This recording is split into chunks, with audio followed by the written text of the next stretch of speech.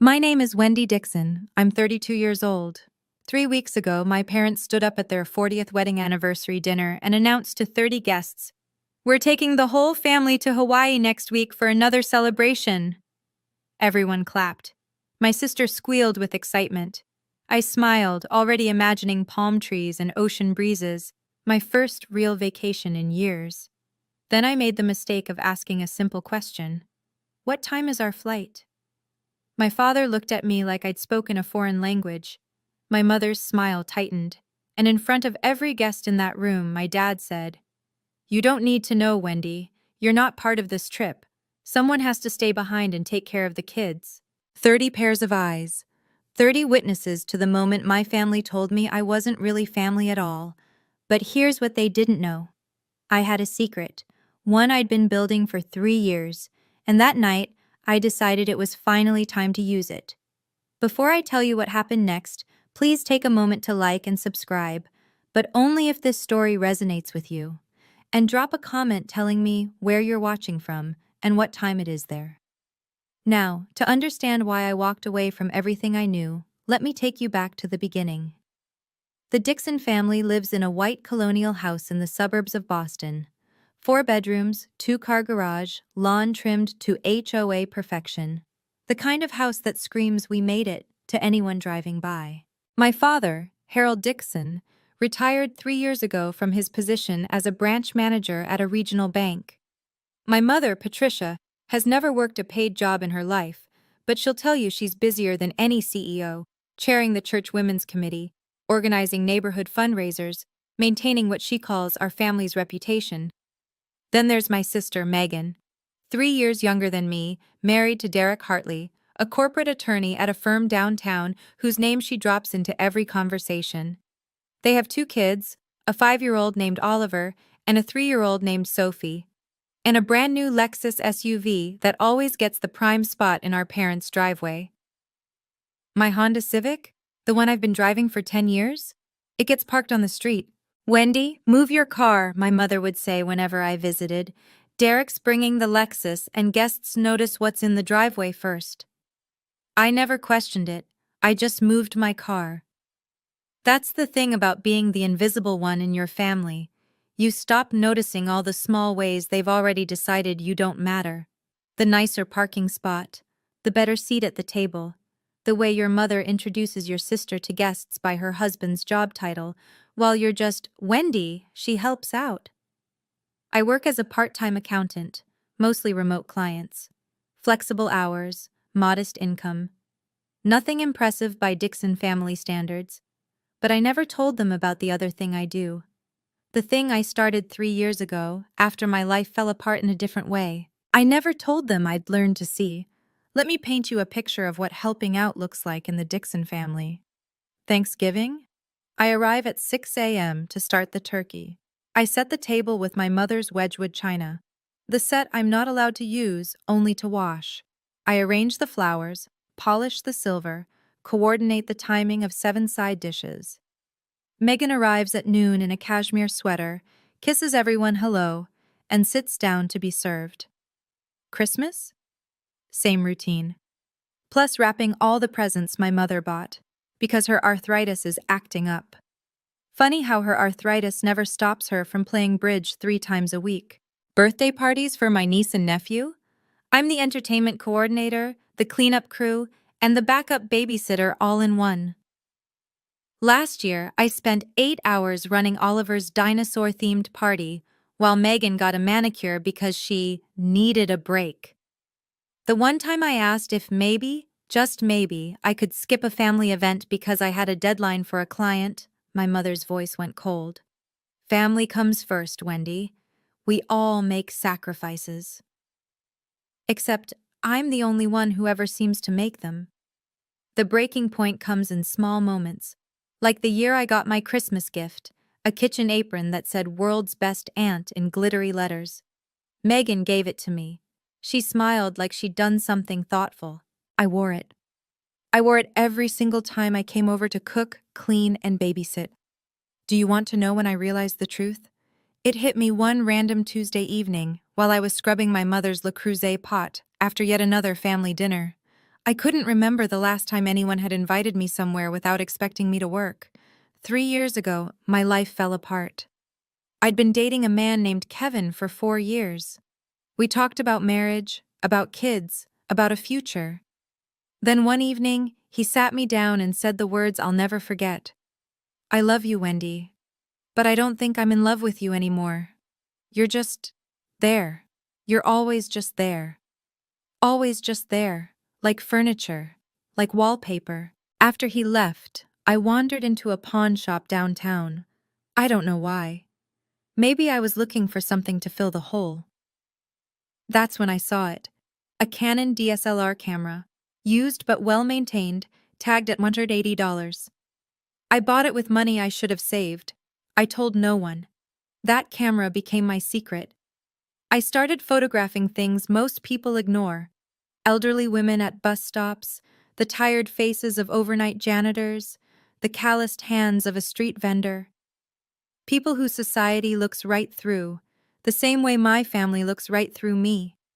I called the series Invisible Women. I created an anonymous Instagram account.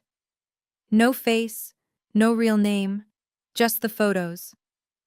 Over 3 years, I gathered 12,000 followers, people who saw what I saw, people who understood. I kept the camera wrapped in an old cashmere scarf at the back of my closet. It was the only thing I ever kept for myself. 3 weeks before my parents' anniversary party, I got an email that I almost deleted as spam. It was from a gallery in Monterey, California, Coastal Light Gallery, asking if I'd be interested in discussing my work. I stared at that email for 20 minutes before I realized my hands were shaking. But I didn't reply. Not yet. Because good things didn't happen to people like me. There's one person in my family who actually sees me. Her name is Ruth, and she's my mother's younger sister. Aunt Ruth is what my mother calls the family disappointment. She never married. She followed her passion for ceramics instead of getting a real job. 20 years ago, she moved to Carmel by the Sea to open a small cafe with a pottery studio in the back. My mother hasn't forgiven her since. Ruth threw away her potential, my mother likes to say. She could have had a good life, but she chose to play with clay. I've been calling Aunt Ruth every Sunday night for 7 years. My mother doesn't know. It was Aunt Ruth who first saw my photographs. I'd sent her one, just one testing the waters, and her response made me cry. "Wendy, this is extraordinary. You have a gift." Nobody had ever called anything I did extraordinary. She was the one who encouraged me to keep shooting, to keep posting. And she was the one who 3 weeks before my parents' anniversary said something that changed everything. "Wendy, I hope you don't mind, but I sent your Instagram link to someone, a gallery owner I know in Monterey. His name is Marcus Coleman. He's looking for emerging artists." I nearly dropped the phone. "Aunt Ruth, that's the gallery that emailed me." "I know, sweetheart. He told me. He wants to talk to you about a solo exhibition." Silence. My heart pounding. "But that's real. That's an actual career thing." "Yes, it is." Her voice was gentle but firm. "And you deserve it. You don't need anyone's permission to pursue what you love. I learned that lesson late. You don't have to." That night, I replied to Marcus Coleman's email. "Now let me bring you to the night that changed everything. My parents' 40th wedding anniversary. A milestone worthy of a party, according to my mother, which meant 30 guests, a catered menu that I would assist with to save money, and an evening of celebrating the Dixon family's 4 decades of picture-perfect marriage. The preparation started a week before. I took 3 days off from my accounting clients to help set up. I ordered flowers, white roses and peonies, per my mother's specifications. I hand-wrote 60 place cards in the calligraphy she insisted upon. I coordinated with the caterer, pressed the tablecloths, polished the Waterford crystal glasses that had been a wedding gift 40 years ago. On the day of the party, I arrived at 7 a.m. I wore jeans and a t-shirt, because there was no point dressing up when I'd be in the kitchen for the next 10 hours. By 6 p.m., the house looked perfect. Candles glowed on every surface. The dining table stretched across the living room, set for 30 with my mother's finest china. I had changed into a simple black dress, nothing fancy, nothing that would draw attention. Wendy! My mother's voice caught me in the hallway. She looked me up and down, frowning. Is that what you're wearing? It's black. I thought it was appropriate. It's fine, I suppose. Just stay in the background. Today is about your father and me. I nodded. I always nodded. Guests began arriving at 7. The men in sports coats, the women in cocktail dresses, old colleagues, church friends, neighbors whose lawns were as immaculate as ours. 30 people who thought they knew the Dixon family. None of them knew me at all, and in 3 hours, that wouldn't matter anymore. Megan arrived at 7:15, perfectly timed for maximum impact. She swept through the front door in a red wrap dress.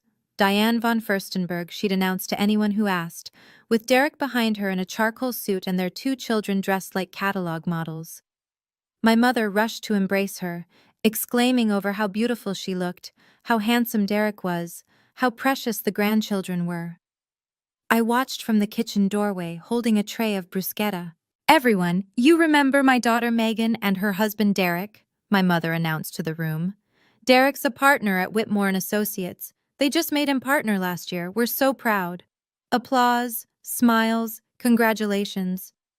My mother never mentioned that I was the one who'd done Derek's taxes for 3 years, free of charge naturally. I circulated with appetizers, refilled wine glasses, answered questions from guests who didn't recognize me. Are you with the catering company? One woman asked, reaching for a crab cake. Before I could answer, my mother appeared. Oh, that's Wendy, my other daughter. She's helping out tonight. The woman smiled politely and turned away. My mother didn't notice. She never noticed. At one point, Derek approached me with Sophie squirming in his arms and Oliver tugging at his jacket. Hey, can you take them? Megan and I need to mingle. Not, would you mind? Not, thank you. Just, can you take them? Like passing off luggage. I took them. I fed them dinner in the kitchen. I wiped Sophie's face when she spilled juice on her dress. I told Oliver 3 stories to keep him from running into the living room and disrupting the party. When I finally emerged, dessert was being served. I hadn't eaten anything all day. No one had thought to save me a plate. The announcement came at 9 o'clock, right after my mother's tiramisu was served. My father stood up, tapping his champagne glass with a fork. The room fell silent. 30 faces turned toward him with expectant smiles. Patricia and I want to thank you all for being here tonight, he began, his voice warm with rehearsed charm. 40 years of marriage, 4 decades of building this family, this life, this home. My mother beamed beside him. Megan reached for Derek's hand. I stood near the kitchen doorway, still holding a dirty dessert plate. And to celebrate this milestone, my father continued, we have a surprise announcement. He paused for effect. My mother's eyes sparkled. Next week, we're taking the whole family to Hawaii. 1 week at the 4 Seasons in Maui. A second celebration, just the Dixons. The room erupted in appreciative murmurs. How wonderful. What a gift. You two deserve it, Megan actually squealed. Dad, that's amazing! The kids are going to love it! I felt something lift in my chest. The whole family. That meant me too. For once, I wouldn't be cooking, cleaning, or babysitting. I'd actually be included. I stepped forward, allowing myself a small smile. That sounds incredible. What time is our flight? The question hung in the air. My father's expression shifted. He glanced at my mother. Something passed between them. A look I'd seen 1,000 times but never understood until that moment. Wendy, he said slowly, you don't need to know the flight time. The room went quiet. Not the comfortable silence of anticipation, but the tense quiet of something going wrong. I don't understand, I heard myself say. My father cleared his throat. Because you're not going. 30 pairs of eyes. That's how many people watched my father tell me I wasn't part of the family vacation. Someone needs to stay behind, my mother added, as if this were the most logical thing in the world. Megan and Derek need a real vacation. That means you'll watch the children. But, I started. Wendy, honestly. My mother's tone sharpened. You don't have anything important to do. Megan works hard. She deserves a break. Megan works hard. Megan, who hadn't held a job since Oliver was born. Megan, who had a nanny 3 days a week and still complained about being exhausted. It's just a week, Derek added, not even looking at me. The kids love you. I stood there in my plain black dress, holding a dirty plate, while 30 people watched me be dismissed from my own family. Some of them looked uncomfortable. Most of them just looked away. One woman, I didn't know her name, leaned toward her husband and whispered something. He nodded. I caught the words. Poor thing, she must be used to it by now. The champagne glass in my hand trembled. I set down the plate, set down the glass, because I didn't trust myself not to drop them. Of course, I heard myself say, I understand. I smiled. The smile I'd learned to wear after 32 years of being the one who helps out, the one who doesn't complain, the one who is always, always just there. But something inside me had finally cracked. Not broken. Cracked. Like a fault line shifting before an earthquake. I excused myself to the kitchen. I leaned against the counter and closed my eyes. And for the first time in my life, I started making a different kind of plan. The party continued without me. Of course it did. I stayed in the kitchen, mechanically washing dishes, while laughter and conversation drifted in from the living room. At some point, Megan appeared, her red dress swishing against the doorframe. Wendy, don't be upset, she said, reaching for my arm. You know how it is. Derek and I really need this time together. It's been so stressful lately with the kids. I kept washing. I understand. Besides, you're so good with Oliver and Sophie. They'll barely notice we're gone. I rinsed a champagne glass, set it in the drying rack, said nothing. Megan sighed, the way she always does when she thinks I'm being difficult. Look, it's just a week. And you don't have, like, a boyfriend or anything tying you down. Your schedule is flexible. Flexible. That word again. As if my time had no value because I chose how to spend it. Derek made a list, she continued, pulling out her phone. Their schedules, food allergies. Sophie can't have strawberries, remember? And there's this new thing with Oliver's ear. He might need drops. I'll text you everything. She didn't ask if I was willing. She just assumed. That's when Derek appeared, loosening his tie. All sorted? Great. We're heading out early tomorrow to pack.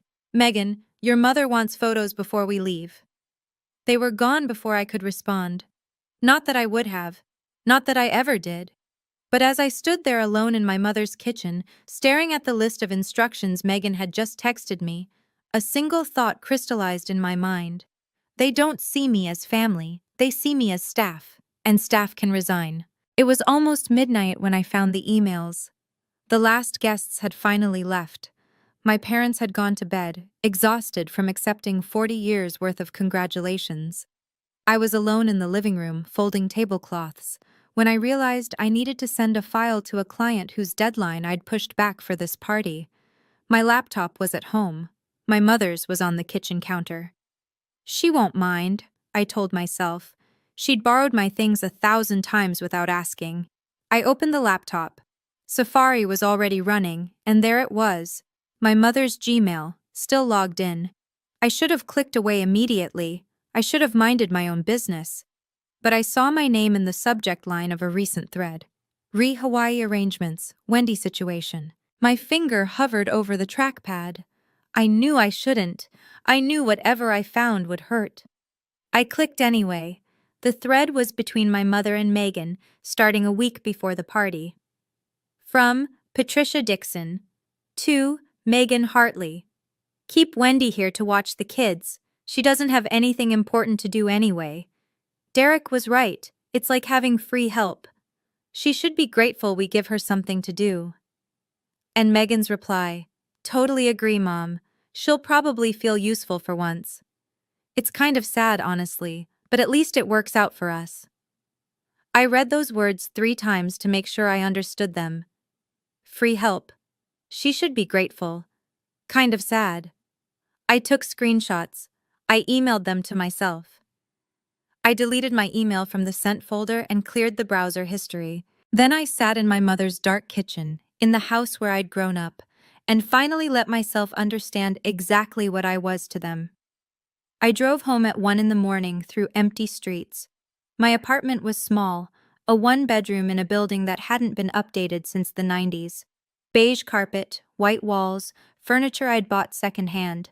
My mother had called it depressing the one time she visited, but it was mine, the only space where I could breathe. I sat in the darkness for a long time, staring at my phone. The email from Marcus Coleman glowed on the screen, the one I'd answered but never followed up on. We'd exchanged a few messages about a potential meeting. He wanted to see my full portfolio in person. He was excited about the series. I could go. I could actually go. I picked up my phone and called the only person who would understand. Aunt Ruth answered on the second ring, even though it was past midnight. "Wendy, what's wrong?" I told her everything. The announcement, the humiliation, the emails. My voice cracked exactly once when I read aloud the words "free help."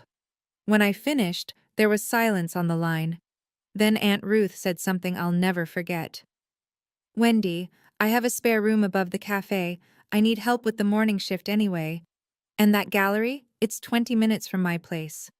"Aunt Ruth, I can't just—" "Yes, you can. You can leave. You can choose yourself for once. The only person stopping you is you." I hung up at 2 in the morning. By 6, I'd started packing. 3 suitcases. My camera equipment, my laptop, the cashmere scarf that had wrapped my Canon for 3 years. I left behind the world's best aunt apron. For the first time in 32 years, I was choosing myself. If you've made it this far, I want to ask you something. Have you ever had to choose between your family and yourself? Have you ever stood at a crossroads where staying meant losing who you were? Tell me in the comments, what would you do? Would you stay and endure it, or would you leave? And if this story matters to you, please hit that like button. Now let me tell you what happened when I told them I was leaving. 2 days before my family's Hawaii trip, I drove to my parents' house one last time. My mother was in the living room, coordinating outfits for the vacation. Megan sat on the couch, scrolling through resort reviews. Derek was somewhere upstairs, probably on a work call. My father was reading the paper in his armchair, the way he always did, present in body, absent in attention. "I need to tell you something," I said from the doorway. My mother barely looked up. "If it's about the children's schedule, Megan already sent it to you." "It's not about that." I steadied my voice. "I'm not watching the kids. I won't be available." That got their attention. Megan's head snapped up. My mother's hands froze over a pile of sundresses. "What do you mean, not available?" my mother asked. "I have a work opportunity in California. I'm leaving tomorrow." "California?" My father lowered his newspaper. "What kind of work opportunity?" "It's professional. Something I've been working toward." I didn't owe them the details. I didn't owe them anything. Megan's face twisted. "Wendy, you can't be serious. I'm counting on you. We all planned around this." "You planned around me without asking me," I said quietly. "I'm not canceling my life because you assumed I didn't have one." The silence was deafening. Then my mother stood up, her voice cold as January. "This is incredibly selfish, Wendy. Megan needs your help. Family comes first." "Family comes first," I repeated. "Except when it comes to inviting me to Hawaii." Her mouth opened, then closed. For once, Patricia Dixon had nothing to say. My father cleared his throat. "If you leave, don't expect us to welcome you back with open arms." "I understand," I said. And for the first time, I meant it. The next 24 hours were a masterclass in emotional manipulation. My mother called 6 times. Each voicemail was more dramatic than the last. "You're tearing this family apart, Wendy. I hope you can live with that. Your father is devastated. He barely ate dinner. Megan cried all evening. The children kept asking where Aunt Wendy was going." Megan took a different approach, weaponized vulnerability. "Wendy, I don't understand why you're doing this to me. I'm your sister. Don't you care about us at all?" And then, the text that nearly broke me. "You're going to end up alone, you know, just like Aunt Ruth. Is that what you want?" I stared at that message for a long time. Just like Aunt Ruth. They meant it as an insult. They meant it to scare me. But Aunt Ruth had her own business, her own art, her own life built on her own terms. Aunt Ruth was happy. Maybe ending up like Aunt Ruth wasn't a threat. Maybe it was a promise. I turned off my phone. The last thing I did before I left Boston was walk through my empty apartment. 3 suitcases by the door. Everything else would stay behind. The second-hand couch, the beige carpet, the life I'd been living for everyone else. I taped my spare key to an envelope and slid it under my landlord's door. Month-to-month lease, paid through the end of January, clean break. I loaded my car as the sun came up. My Honda Civic, 10 years old and reliable as ever, the same car my mother had been embarrassed by for years. It was going to carry me to a new life. I didn't look back as I pulled away from the curb. The drive from Boston to Carmel by the Sea takes about 45 hours if you push it. I didn't push it. I took 5 days, stopping at roadside motels, eating at diners where nobody knew my name. Somewhere in Nebraska, I pulled over at a rest stop and just sat there, watching the sunset paint the prairie in shades of gold and pink. I photographed it. My first shot as a free woman. On the 3rd day, my phone buzzed with a text from Megan. I turned it back on to check directions. "Mom says if you're not home when we get back from Hawaii, you're dead to her." I read it once, then I deleted it. She was already acting like I was dead anyway. At least now I'd be alive somewhere else. On the 4th day, I called Aunt Ruth from a gas station in Arizona. "I'm about 8 hours out," I said. "Your room is ready. Fresh sheets, ocean view, and Marcus wants to meet you tomorrow afternoon if you're up for it." My stomach flipped. "Tomorrow? That's so fast." "Wendy." Her voice was warm, certain. "You've been waiting 3 years for this. It's not fast. It's finally." When I crossed into California, something shifted inside me. The Pacific appeared on my left, vast and endless and blue. I rolled down my window and breathed salt air for the first time in my life. I cried then. Not from sadness, from relief, from the overwhelming sensation of possibility. At 7 p.m. on the 5th day, I pulled into the driveway of the Ceramic Cup, Aunt Ruth's Cafe and Pottery Studio in Carmel by the Sea. She was waiting on the porch, arms open. "Welcome home," she said, and for the first time in 32 years, somewhere actually felt like it. Carmel by the Sea is the kind of place that doesn't feel real at first. Cottages with storybook rooftops, art galleries on every corner, ocean mist rolling through cypress trees. The whole town felt like a painting someone had dreamed into existence. Aunt Ruth's Cafe sat on a quiet street 2 blocks from the beach. The Ceramic Cup, hand-lettered sign, blue shutters, window boxes overflowing with lavender. The Pottery Studio occupied the back half of the building, where she taught classes and sold her work to tourists who wandered in for coffee. My room was upstairs. Small, but bright. A bed with a white quilt, a desk by the window, and a view of the Pacific that made my chest ache with something I couldn't name. "You'll work the morning shift," Aunt Ruth explained over dinner that first night. 6 to noon. After that, your time is yours. "I don't know how to thank you for this." She waved her hand. "Don't thank me. Just build something. That's payment enough." The next morning, I woke before dawn. I tied on an apron, not the world's best aunt one I'd left behind, just a simple canvas apron with the Ceramic Cup embroidered in blue thread, and learned how to make pour-over coffee. Customers came and went. locals who knew Ruth by name, tourists charmed by the homemade scones. I took orders, wiped tables, chatted with strangers who had no idea I'd run away from my entire life 5 days ago. By noon, I'd made $37 in tips. I'd smiled more than I had in months. And at 2 o'clock, I had an appointment at Coastal Light Gallery. I showered, changed into the nicest dress I owned, and walked 3 blocks to meet the man who might change everything. Marcus Coleman looked nothing like I expected. I'd imagined someone intimidating, slicked back hair, designer suit, the kind of gallery owner who made artists feel small. Instead, the man who greeted me at Coastal Light Gallery was tall and weathered, with silver hair and kind eyes. He wore a linen shirt, sleeves rolled up, and smiled like we were already friends. "Wendy Dixon," he said, shaking my hand. "Ruth has told me a lot about you, but the work speaks for itself."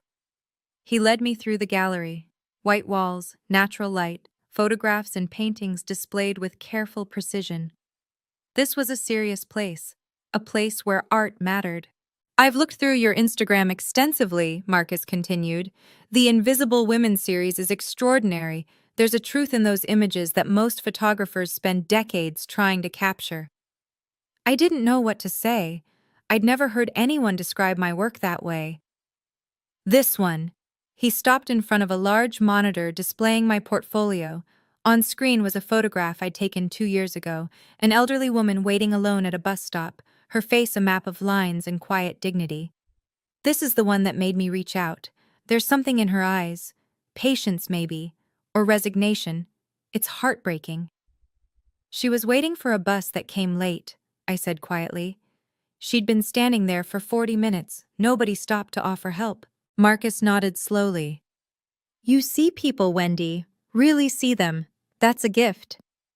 He turned to face me, and his next words landed like a key turning in a lock.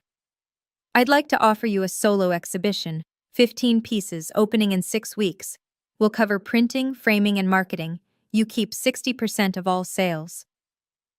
I signed the contract on a Tuesday afternoon, sitting at Marcus's desk, with sunlight streaming through the gallery windows. The document was simple: 15 photographs. Opening night scheduled for late August.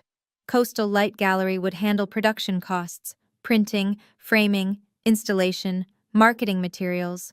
I would receive 60% of all sales revenue, with the gallery retaining 40% as commission. "Standard terms," Marcus assured me. "Fair terms."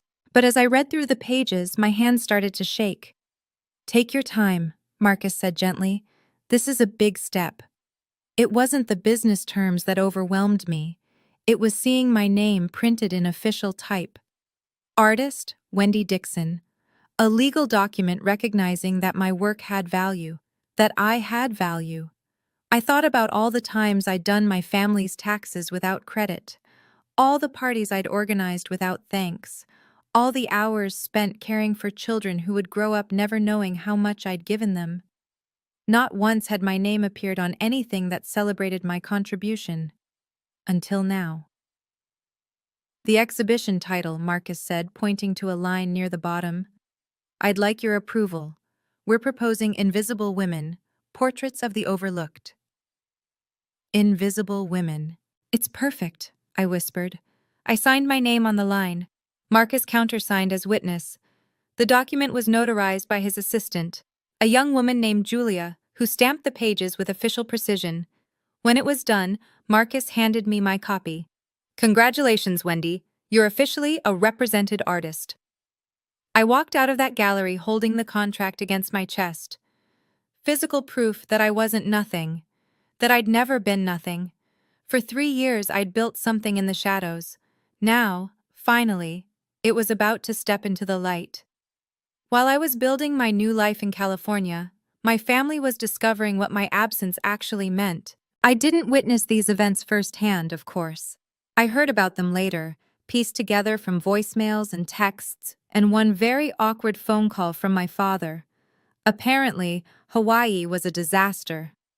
Without me there to babysit, Megan and Derek couldn't enjoy a single, adults-only dinner.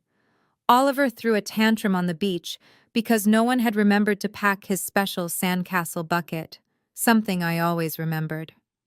Sophie developed an ear infection on day 3, and nobody could find the pediatrician's number because I'd always been the one to keep track of medical information. My mother spent most of the trip complaining that the resort staff wasn't as attentive as expected. She called the concierge 3 times to complain about turned-down service. She sent back her Mai Tai twice. "This isn't relaxing at all," she reportedly said. "Who planned this trip?" My father, wisely, did not remind her that she had planned it herself. The texts started arriving on day 4. "Wendy, where are the kids' medication records? Wendy, what's Oliver's bedtime routine? He won't sleep. Wendy, the restaurant doesn't have a kids' menu. What would they eat?" I didn't respond. I was too busy printing proofs at a photography lab in Monterey, selecting frames, and meeting with a journalist from Carmel magazine who wanted to interview me. But here's the thing about absence. It teaches people what they've been taking for granted. On day 6 of their Hawaiian vacation, Megan did something she'd never done before.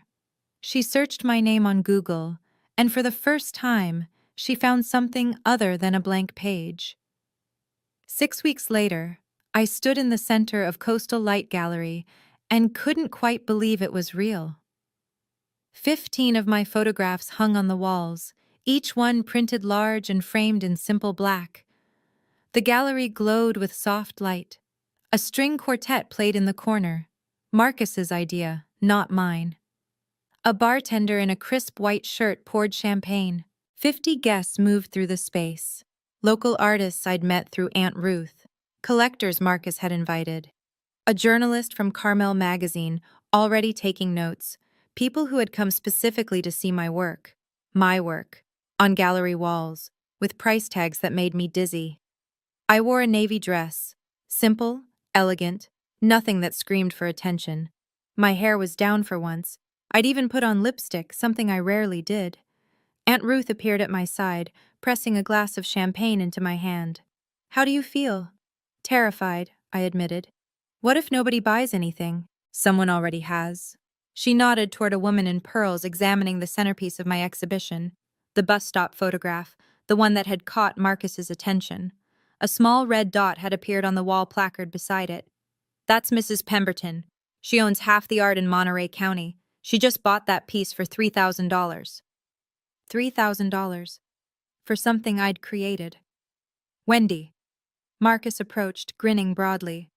"I want to introduce you to someone from the magazine. They're considering you for next month's cover feature." Cover feature. Magazine cover. My face, my name, my story, all in print. I was halfway through that introduction when the gallery door opened and my world tilted on its axis.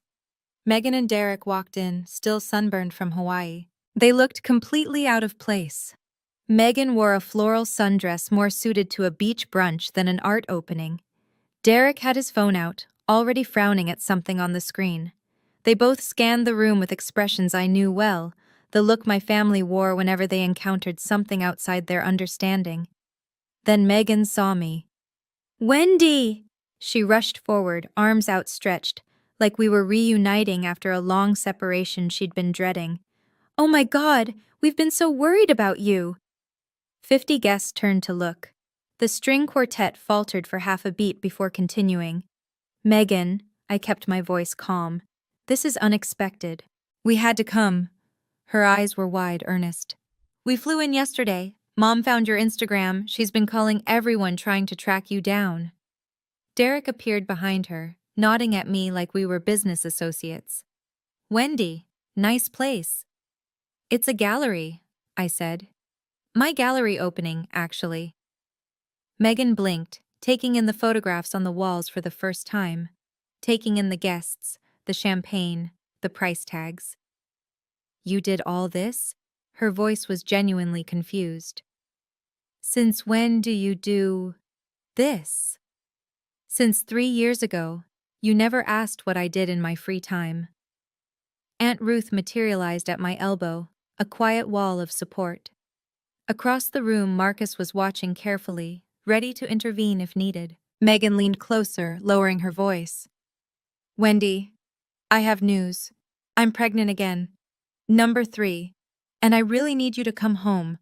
Derek's work is crazy right now. Mom's not helpful with the kids. I need you. There it was. Not an apology, not congratulations on the exhibition, just need. Always, always their need. The words hung in the air between us. I need you. How many times had I heard that phrase? How many times had I dropped everything, rearranged my life, made myself small enough to fit into the space they'd carved out for me? Megan, I said quietly, I'm in the middle of my opening night. I know, and this is lovely, really. She waved her hand at my life's work like it was a cute hobby. But we can talk about that later. Right now, I need to know when you're coming back. She's not coming back. Aunt Ruth's voice cut through like a blade. She lives here now. Derek stepped forward, irritation flickering across his face. With all due respect, Ruth, this is family business. Family business? Aunt Ruth laughed. A short, sharp sound. You mean the family that uninvited her from vacation and called her free help in emails she wasn't supposed to see? Megan went pale. Around us, guests had stopped pretending not to listen. The journalist from Carmel magazine. I noticed her pen moving rapidly across her notepad. That's not... We didn't mean it like that, Megan stammered. How exactly did you mean it? This came from Mrs. Pemberton, the collector who'd just purchased my photograph. She stood nearby, champagne in hand, watching the scene unfold with undisguised interest. I'm sorry, Derek said tightly. Who are you? Someone who just paid $3,000 for that young woman's art. Mrs. Pemberton nodded toward my bus stop photograph. And someone who's very curious why her family seems to think she should abandon her career to be a babysitter.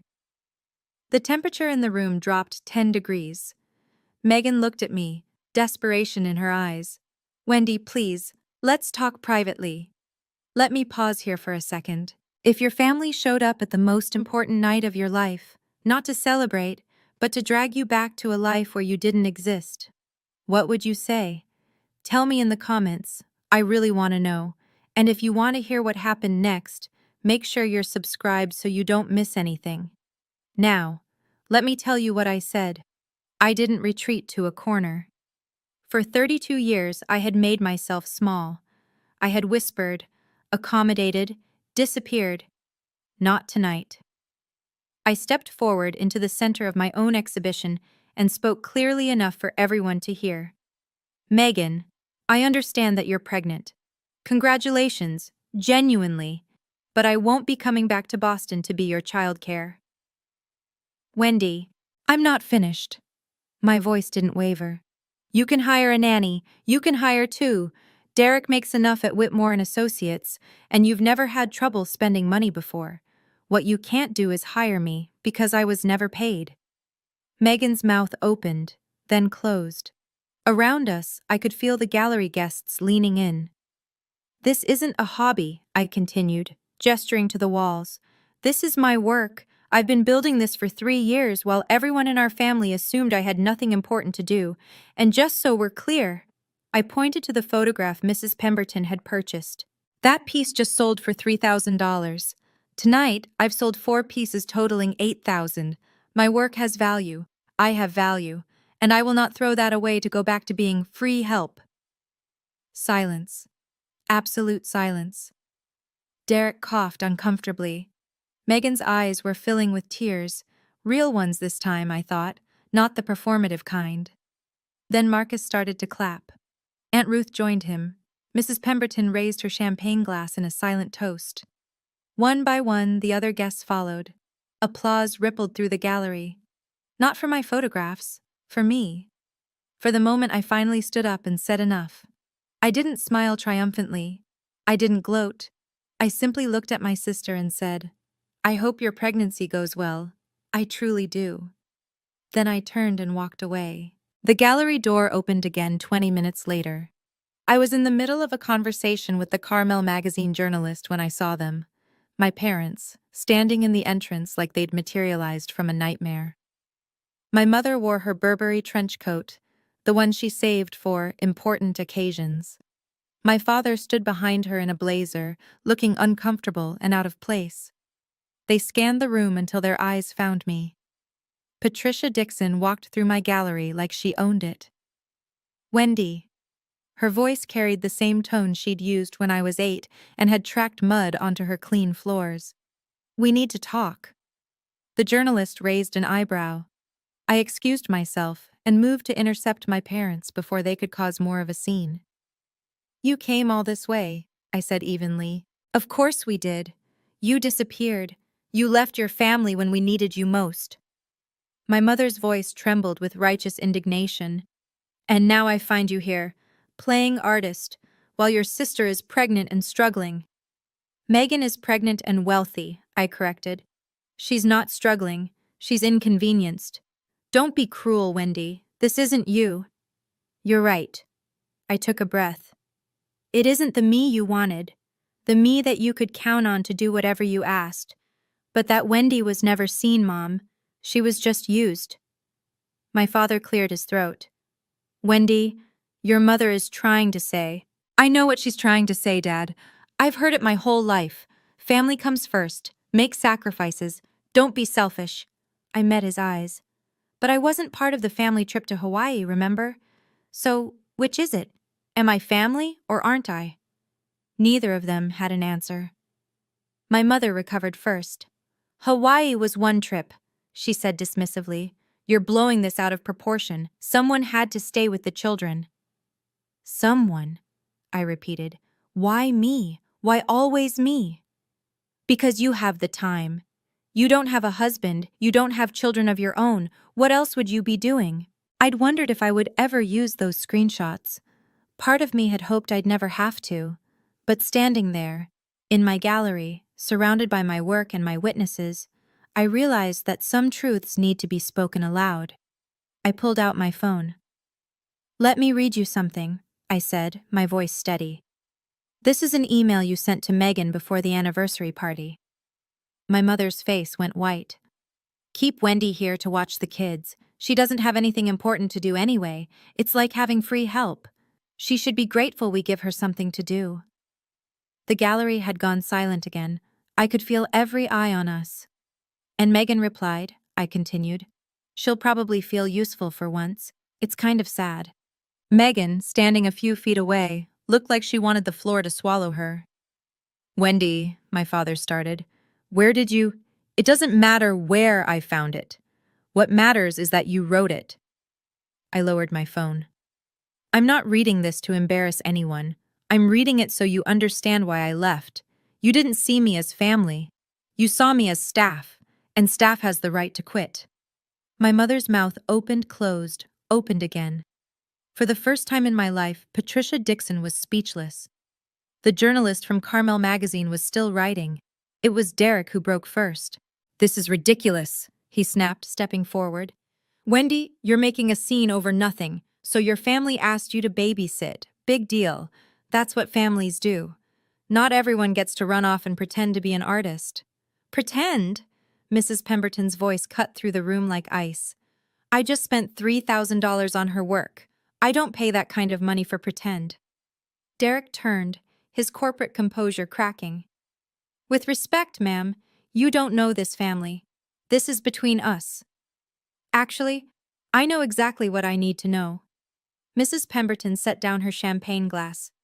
I know that young woman has spent years photographing people society overlooks, and I know her own family treated her exactly the same way. A murmur rippled through the gallery. Guests were openly staring now, the kind of attention my mother had always craved, but not like this. Never like this. My mother tried to salvage the situation. This is a misunderstanding. Family jokes are being taken out of context. A joke? Another voice, a woman in her 60s with silver hair and a kind face. I'd sold her a photograph earlier that evening. Telling your daughter she has nothing important to do? Calling her free help? What's funny about that? More murmurs. More judgment. The social capital my mother had spent decades accumulating was evaporating in real time. I think, Aunt Ruth said gently, it might be time for you to leave. My mother's face flushed scarlet. My father took her arm. Megan was crying now. Real, humiliated tears. Derek stood frozen, finally understanding that his courtroom tactics meant nothing here. "Wendy," my mother said, her voice shaking, "you'll regret this." "No," I said quietly. "I really won't." My mother left first. She turned on her heel without another word, pulling my father behind her. The gallery door closed with a soft click that somehow echoed louder than a slam. Megan lingered, mascara smudged, arms wrapped around herself like a child caught misbehaving. "Wendy," her voice cracked, "I didn't know you felt this way. I thought you liked helping." "No, you didn't," I said, not unkindly. "You didn't think about it at all. None of you did." Derek put a hand on Megan's shoulder. For once, he said nothing. Maybe he'd finally run out of arguments. "I hope your pregnancy is healthy," I added. "I hope your kids are happy, but I won't be their live-in aunt anymore. If you want to be in my life, it has to be different. It has to be equal." Megan nodded, tears streaming. "I understand." I wasn't sure she did, but it wasn't my job to make her understand anymore. They left through the same door our parents had used. The gallery let out a collective breath. Aunt Ruth appeared beside me, wrapping an arm around my shoulders. "You okay?" "I think so." I let out a shaky laugh. "I just told off my entire family in public, at my own art show." "You did, and you were magnificent." Marcus approached, pressing a fresh glass of champagne into my hand. "For what it's worth, I've been doing this for 20 years. Never seen an opening night quite like this one." "Is that good or bad?" He smiled. "Let's just say everyone here is going to remember your name, and that, Wendy Dixon, is exactly what an artist needs." I looked around at my photographs, my gallery, my new life. For once, I didn't feel invisible. By the time the gallery closed that night, I had sold 8 of 15 photographs. 8 pieces, $14,000 in total sales. 8,400 would go to me. 60%, just like the contract promised. Marcus handed me the printout of the evening's transactions as the last guest filtered out. Not bad for an opening night. Especially one with unexpected family drama. I stared at the numbers. $8,400. More than I'd made in 3 months of part-time accounting work. "Mrs. Pemberton wants to commission a piece," Marcus continued. "She has a vacation home in Big Sur, wants you to photograph the coastline." "A commission?" "Private collectors often work that way. She liked your eye. She wants to see what you do with her landscape." He handed me a business card. "Her assistant's contact. Call them next week." I tucked the card carefully into my clutch, next to my copy of the gallery contract. "And the magazine interview," Marcus added. "Susan said she has enough material for a feature. They're considering you for next month's cover." Cover? Of an actual magazine, with my name and my face and my story. Aunt Ruth helped me carry the unsold photographs back to my room above the cafe that night. 7 pieces, still waiting for the right buyers. But 7 was better than 15. 7 meant people had seen value in what I created. I set the check on my desk, the first check I'd ever received for my art, and photographed it. Not to post anywhere, just to remember.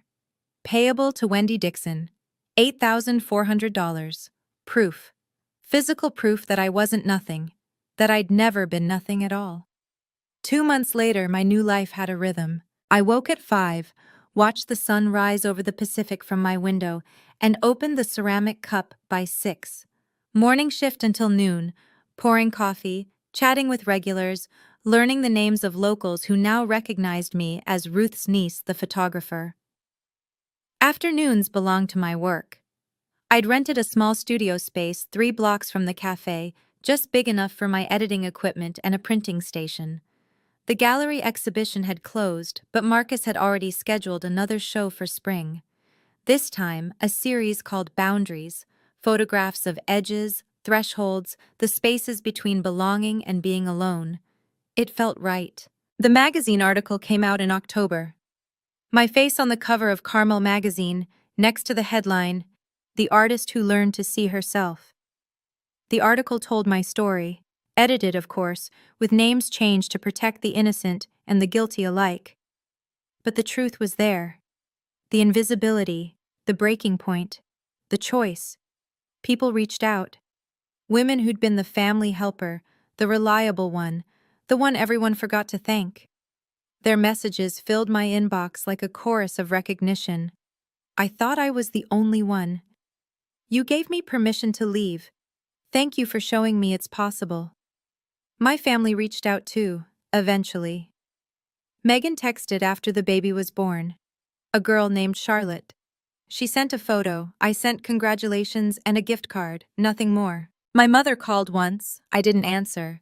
She left a voicemail asking if I'd gotten this out of my system yet. I deleted it. But my father surprised me. His email arrived on a Tuesday evening, 3 sentences long. "Wendy, I saw the magazine. I'm proud of you." That one I kept. Today, I'm sitting in my studio looking out at the Pacific. The Canon camera I bought from that pawn shop still sits on my shelf, older now, battered, but still working. Next to it sits a newer model, one I purchased with money I earned from my art. Both cameras matter. One reminded me to see, the other proves that people saw me back. My second exhibition opens next month. Boundaries. 15 new photographs, each one exploring the edges of connection, where family ends and self begins, where obligation crosses into exploitation, where love becomes something else entirely. I think it might be my best work yet. Aunt Ruth stops by every morning with coffee and commentary. Marcus checks in weekly with updates about collectors and opportunities. The ceramic cup regulars have started requesting the photographer's table by the window, where I sometimes edit photos between customers. I'm not rich, I'm not famous, but I'm seen, and that's enough. As for my family, we exist in a new configuration now. Christmas cards, birthday texts, the occasional update about the children. Civil, distant, healthier than before. I haven't been back to Boston. Maybe someday I will. But only as a visitor, never as the help. The other day I was going through old photographs and found one I'd taken years ago. A self-portrait, shot in the mirror of my Boston apartment, back when I was still invisible. The woman in that photo looked tired, defeated, like she was waiting for permission to exist. I deleted it. That woman is gone now. In her place is someone who takes up space, who creates beautiful things, who says no when she means no, and yes only when she chooses. Someone who finally let herself be seen. That's the real story. Not revenge, not triumph, just freedom. From a psychological perspective, Wendy's story illustrates something called parentification. When a child, often the eldest, takes on adult responsibilities without recognition or reciprocity. She also occupied the scapegoat role, the family member whose needs are consistently deprioritized, while a golden child, Megan, receives endless attention and resources. Here's what I want you to take away from this. Setting boundaries isn't betrayal. It's not abandonment. It's the recognition that you cannot pour from an empty cup, and that the people who truly love you won't ask you to. If you're in a situation like Wendy's, remember, your worth isn't measured by how useful you are to others. It's inherent. It was always there. And sometimes, the bravest thing you can do isn't fight back. It's walk away, build something of your own. Let your life speak louder than any argument ever could. You deserve that. We all do. Until next time, take care of yourself.